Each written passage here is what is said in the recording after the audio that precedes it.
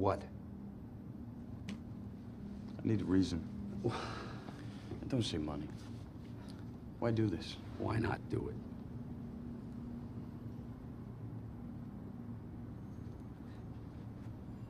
Because yesterday I walked out of the joint after losing 4 years of my life, and you're cold-decking Teen Beat cover boys. Because the house always wins. Play long enough, you never change the stakes, the house takes you. Unless, when that perfect hand comes along, you bet big, and then you take the house. Been practicing that speech, haven't you? A little bit. Did I rush it? Felt like I rushed it. No, it's good. I liked it. Team beat thing was harsh.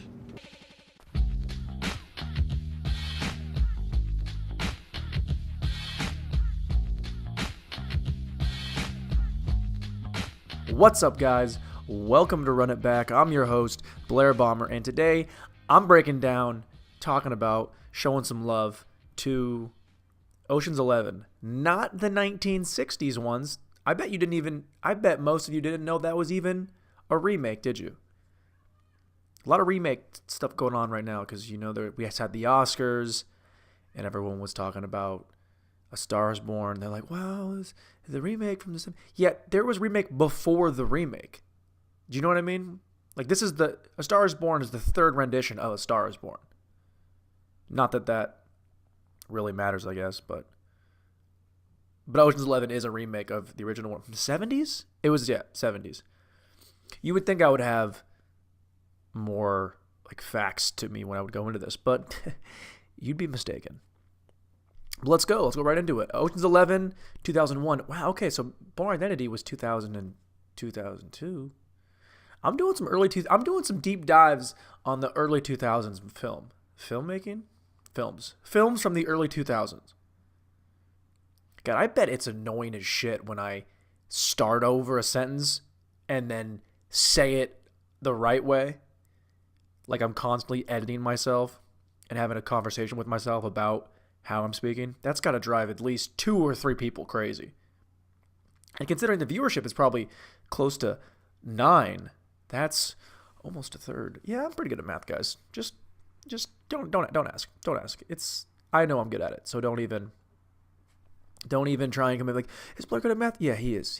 He was in pre-cal, like his third year of college, because I had to do it because they made me. Summer class. Shout out WSU. All right, here we go. Plot. Danny Ocean and his 11 accomplices plan to rob 3 Las Vegas casinos simultaneously.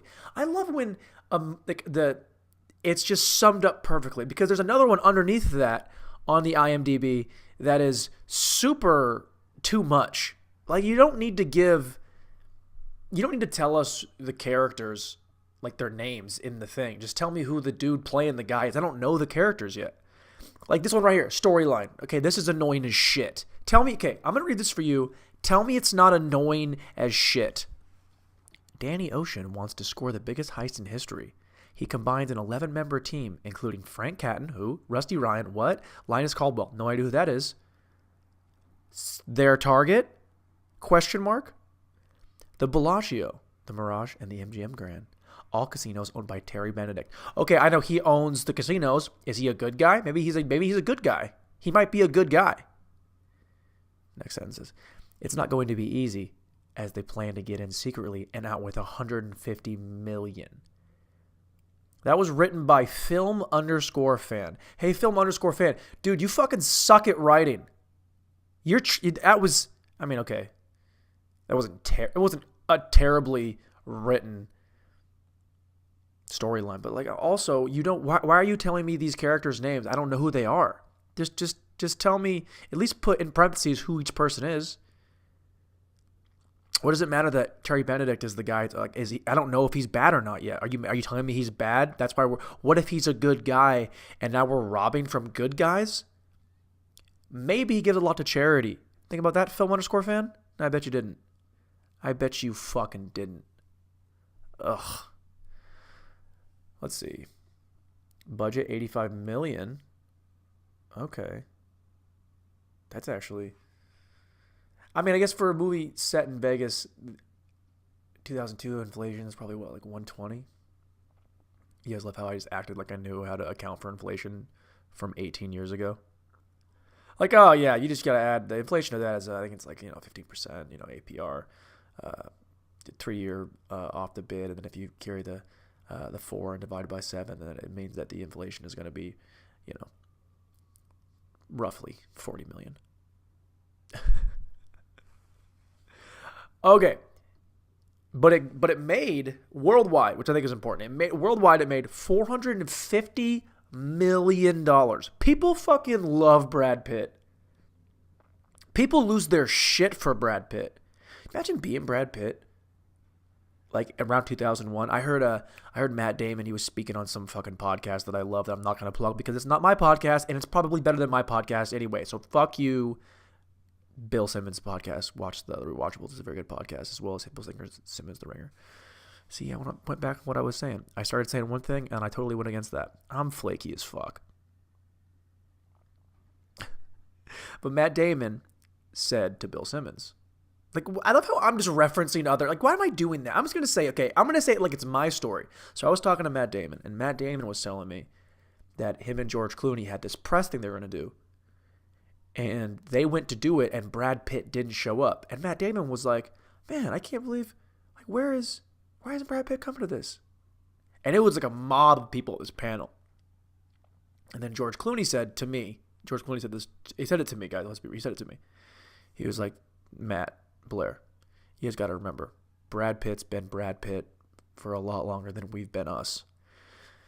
And I was like, yeah, but fucking Brad Pitt doesn't even fucking know what it's like to be me, so show up to the fucking panel, Brad.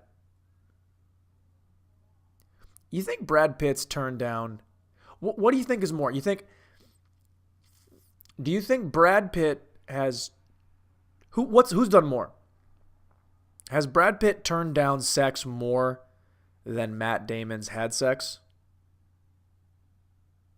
I gotta believe it's Brad Pitt has turned down more. But I guess like if you want to break down like what is turning down someone, like if you're just walking somewhere and you're getting mobbed and they're flashing the camera, like, Brad, fuck my face. I mean, he's like, nah, I'm good. I don't like you. Yeah. Does that technically count as turning down? Or maybe it's like I picture him turning someone down in like the nicest way possible. I feel like Brad Pitt would be in a bar and he's hanging out with like, probably George Clooney and Matt Damon. And of course, they're going to come up to Brad Pitt because Brad Pitt is so much better looking than both of those guys. It's not even close. Don't ever tell me that Matt Damon is good looking. Don't ever. Matt Damon looks like that kid that you beat up in 4th grade, and then he got both his older brothers to kick the shit out of you.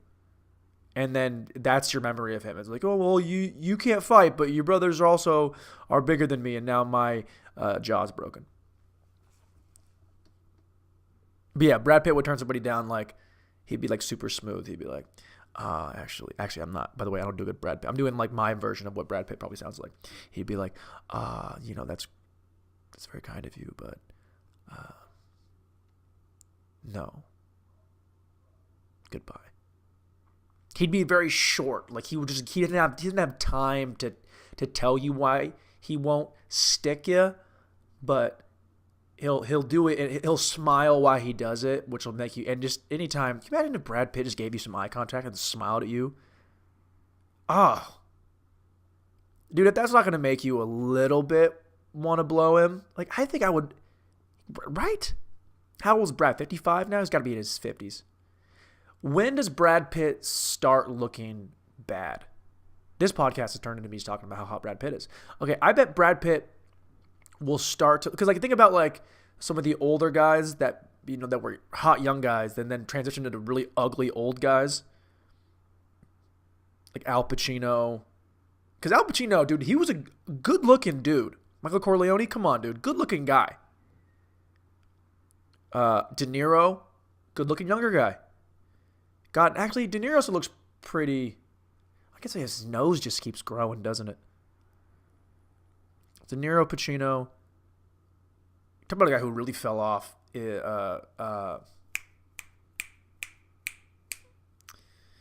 was James Bond. He was in Fucking, it's gonna make me, guys, it's gonna make me scream that I can't think of this dude's name. He was James Bond. He was in Indiana Jones and the Last Crusade.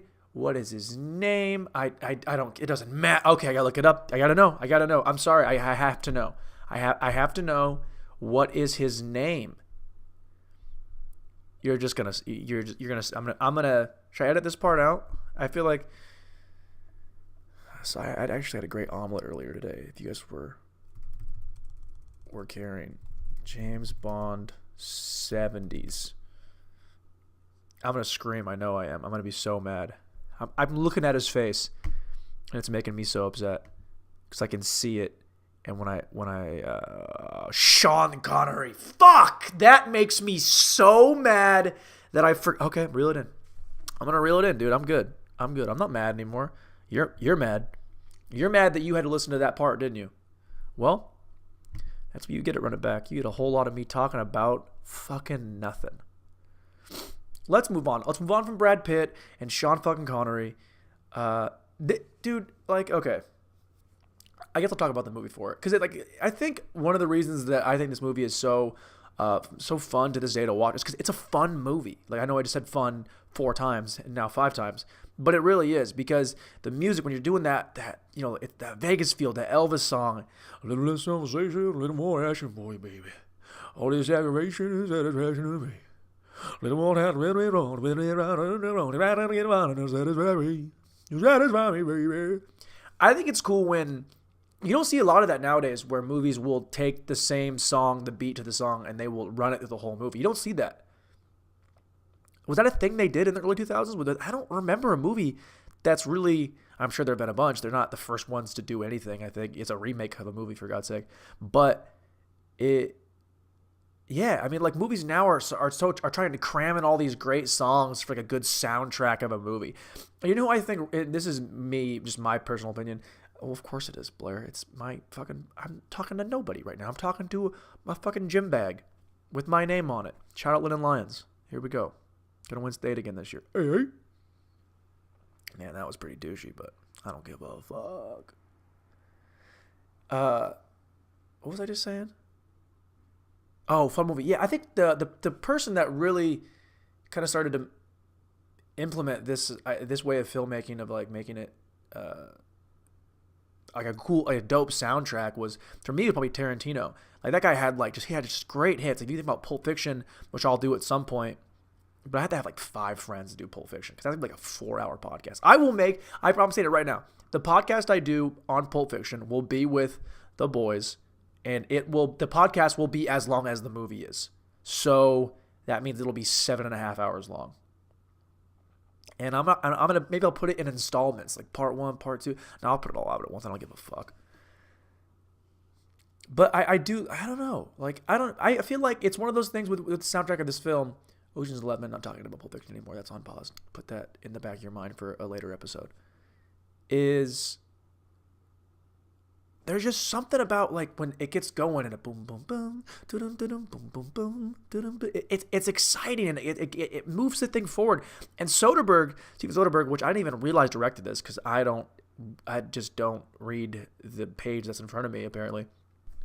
Soderbergh said that he wanted this movie to be a form of escape. He wanted you to be excited and rooting, but on the edge of your seat, and he wanted you to walk away feeling good. And I think that this movie is incredible about that. And I think that's another reason why, when I watch movies from the Coen brothers or from Scorsese, the ones that are, have these dark endings that don't really give you a nice bow on it, I think those kind of, in a way, bum me out, because I think I was spoiled with a movie like this. Do you know what I mean?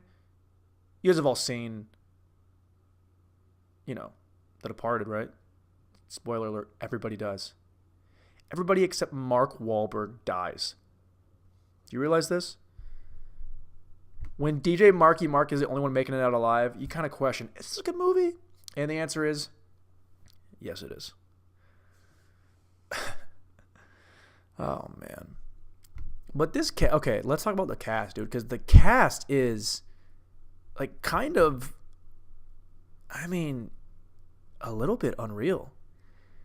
I think about all the stars that are in it. I mean, George Clooney, Brad Pitt, Bernie Mac. God, he was so good. Casey Affleck, Scott Conn. The funny thing about this movie is, to me, is the best actor, if you want to go by accolades and maybe overall like talent as an artist, you could argue that the ninth lead, Casey Affleck, is the best actor in this movie. Like, how many, does anybody else have any Oscars? Like, as for an actor, does anybody have any Oscars? I don't know. No one else does but him. And he's like I heard him talking one time saying that, like, yeah, those movies are fun to make, but a lot of times you're just standing in the back as they do the coverage of Brad and George talking.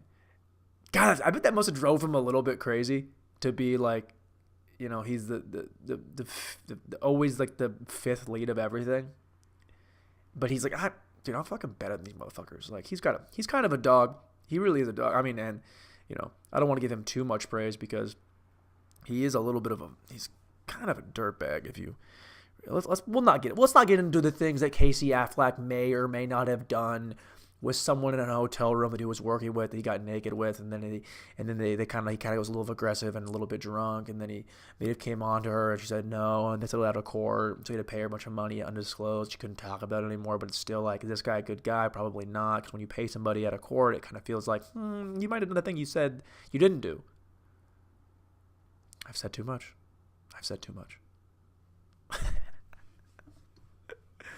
Casey Affleck's fine. Whatever, dude. Who gives a fuck? But this cast, it really is. This cast is pretty incredible. I think whenever you can have a movie that brings a bunch of like really A-listers together and can make the movie work. I mean, and like people, I think when you watch film and somebody's trying to steal a scene, I think you can kind of pick up on it. Like, okay, this guy's he's kind of doing the most. Wish he would do a little bit. Okay, email. I get it, dude. I get it. Yeah, Dick's Sporting Goods. Great. I'll go back there tomorrow. Is where I buy all my clothes from, is Dick's.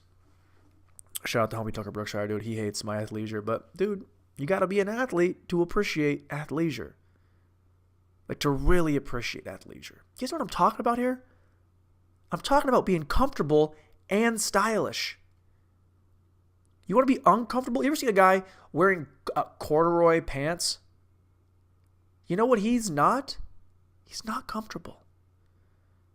I used to have a pair of like off gray corduroy pants that I wore when I got arrested in college for something that I definitely did. Did I hurt anybody? No. Was anybody else involved other than myself? No. It was just me, all alone. And that is, you know what I tried to do? I tried to find my my mugshot. I tried to find it online, and it's really hard to find your mugshot. I kind of want to call the court. Like, can I get a picture of my mugshot back, please? I kind of want to frame that. It was a good learning point. I'm not glorifying getting arrested. I'm just saying, I mean, but this movie definitely does bring it a full circle. I mean, I feel like no one even notices that Danny Ocean, like, he's on parole in Jersey, and this entire movie takes place over like a month in Vegas, and like the worst parole officer ever. Shouldn't you have like a weekly check-in? Maybe at a halfway house? There's so many inconsistencies with what's going on in this story that it's but also you have to ignore. I read an article, I think it was on crack.com. Shout out Crack. They do some good shit. Where they're talking about, like, basically saying that the plot, like, this, their plan is actually not a great plan because it hinges on everybody who works at the casinos and all the other places they go to get like the pinch and it hinges on everybody else being so terrible at their job. Like, everyone else have to be so bad for this to work. And they needed so many breaks to make it work. But that's kind of what you want. Like, you know what's not that cool? If a guy has superpowers and he teleports into a thing and then steals everything wearing a mask and teleports out. That's not cool. Okay, it's easy. He just did it. I want some, I don't know if this is going to work out kind of stuff. You know what I mean? You guys with me right now? Are you with? If you're with me, just, maybe tweet at me. Be like, hey, yo, dude, the podcast was cool. By the way, shout out Lindsay again for shout out the podcast. You keep me going. Miss you. Anyway, the IMDb of this film to me is I like to try and like pull from other sources other than IMDb, because I think IMDb it's like reading a Wikipedia page for your I remember in high school, like, you could not cite Wikipedia because they said anybody could change it. But I mean, like, all the information is on there. I caught teachers. My dad's a teacher. I caught him using Wikipedia to find out facts. He would. Okay, I cannot confirm this, but I feel like this is a total stretch. I think him, my dad included, and everyone else that's ever taught in the last 15 years has used Wikipedia when grading a paper. At least one time. You've been like, oh, man, George Washington was born when? Wikipedia. Okay, 1870 or 1670. Dude, I have no idea when George Washington was born. When was he even alive? 1800s, right? Don't check that. Don't even answer that. Not even get into it. Not even gonna get into it. All right, let's do it. Let's go into. Okay, the trivia of this movie, like, dude, I used to do this. I've been doing this for probably like 7-8 years, where I'll watch a movie and then I'll go to IMDb, look at the trivia, and it is my favorite part because I love little nuggets that are happening on, like, as a film's getting made, because so much crazy shit always happens, So here's a couple trivia, like, little nuggets for you guys that I think is funny, interesting, whatever. The funniest one to me, okay. Matt Damon's part as Linus Caldwell, the pickpocket, was meant for Mark Wahlberg. He turned it down in order to star in The Planet of the Apes. I might have to do a Planet of the Apes podcast, but not for the new ones that are actually pretty good, but for the one with Mark Wahlberg, where they have people in the monkey suits, and it's awful. Could you imagine being Mark Wahlberg being like, man, that movie with George Clooney and Brad Pitt and Bernie Mac and Casey Affleck and Scott Conn and Julia Roberts and Andy Garcia and what's the one guy's name? Plays Basher. Didn't take any credit for it. Doesn't matter. No, I'm gonna make this movie about apes. Ugh, what? That's brutal, dude. Man, that's like being on Tinder, right? And you got 2 Tinder dates lined up, right? You have 2 possible ones, right? And you have one where the girl is like, she seems like she's, like, nice, right? Like, she is not like gonna blow you away. Her pictures are like, oh, they're like fun. They're like a lot of family stuff. Like, oh, that girl seems nice. And then the other girl is like, her pictures are like, whoa, you got all that pop, pop, pop, pop, pop. And then you go on, and then you're a piece of shit like I am, so you go on that date with the pop, pop, pop, pop, pop girl. And then you get there and you're like, ooh, you're kind of an ooh girl. But that's like a negative way because the pictures don't really match what she is in real life. And you're like, oh, I can see like that contour that you have, like where like they don't contour it, where it goes from like their jaw to their neck. And you can see it looks kind of like when water goes over sand and it kind of like splashes down, and then part of it kind of stays dark and the other side stays lighter. It looks kind of like that. And then like a couple of days later, you see that first girl, you just kind of see her randomly or doing something, and she like looks really good in person. Like her ass is like crazy, like crazy ass. Like it's like an unreal ass.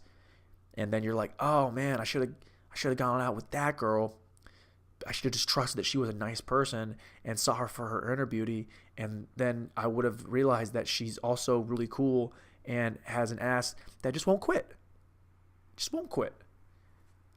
What I'm trying to say is that's how Mark Wahlberg probably feels about Ocean's 11.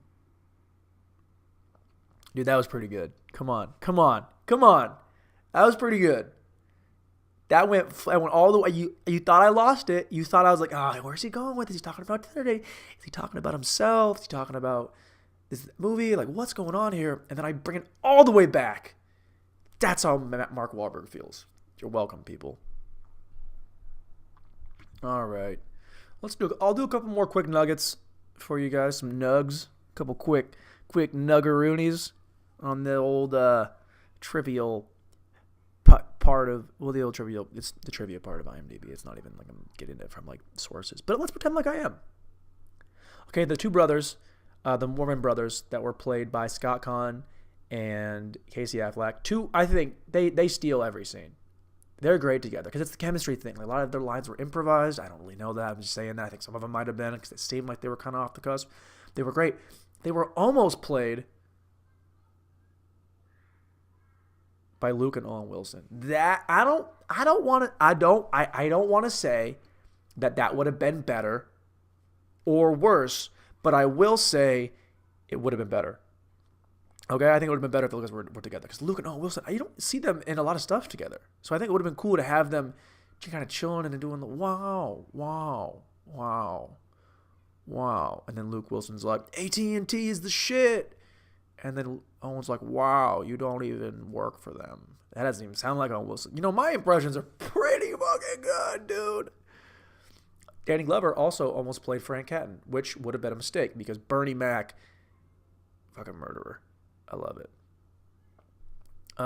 Bruce Willis was almost cast to play Danny Ocean. That actually, I don't know. I don't think that would have been better. I think it stayed pretty. I think it was about as good as it could have been for that one. I don't know.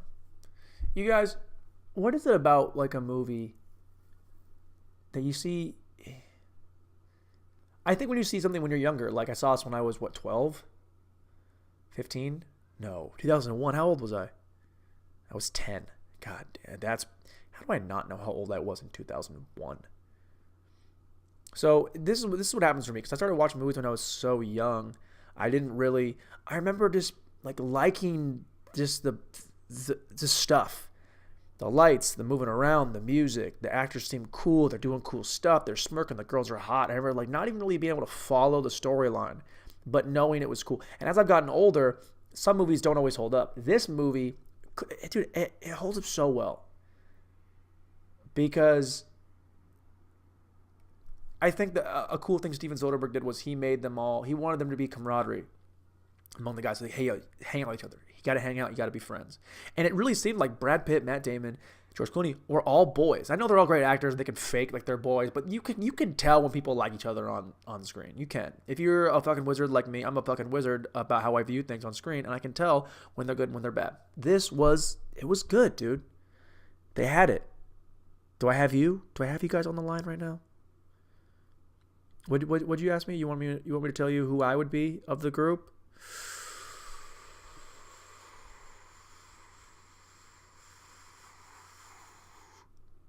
I'd be Scott Conn. I'd be the meathead. You're like a little girl. Start the race or I'll drop you like third period French. It's a great line, dude. I'd be Scott Conn. I think a lot of us want to believe that we're Daniel Ocean. Like we have the ability to come up with something like the word Brad. Everyone wants to be Brad Pitt. I think that's the cool thing about these three guys. Is you got George Clooney, good looking guy. He's very smooth. He's intellectual, right? And you have Brad Pitt, says a little bit less, but when he sets out that really matters, but he has the ability to really lay the hammer down. So we're kind of like, oh man, they're good together. And then you have Matt Damon, who is kind of like the guy who's, I'm good at stuff, but I'm not comfortable in my doing stuff. So like, can you guys like maybe help me out, but just give me some credit? And then I'm Scott Conn being like, are we going? Are we going or not? Are we going? Are we doing this? Are we doing it? No? Yep. Okay. I'm in. Guys, Don Cheadle's accent was trash. His Cockney accent was terrible. He'd tell you that too. I asked him. I was like, Donnie. Remember 18 years ago when you did that shit Cockney accent? How do you feel about that? He'd be like, dude, get away from me. And I'd be like, that's fair. And I'd smack him on the ass and say, have a good piss. I think that's enough for me. Guys, this has been fun. Ocean's 11. If you haven't seen it, go see it. It's 18 years, guys. It's been out for 18 years. If you haven't seen it by now, fuck off. Don't see Ocean's 12, but you can watch Ocean's 13. That's okay. Ocean's 13 is cool. They're back into Vegas. Ocean's 12, they go to Europe for some fucking reason that no one understands. and it really kind of like takes a turn for the worse. But they brought it back. If they had Ocean's 14, I probably would watch it when it came out on like streaming. Man, wish it came out on DVD though. Ugh. All right, boys and girls, it's been fun. I'm out of here.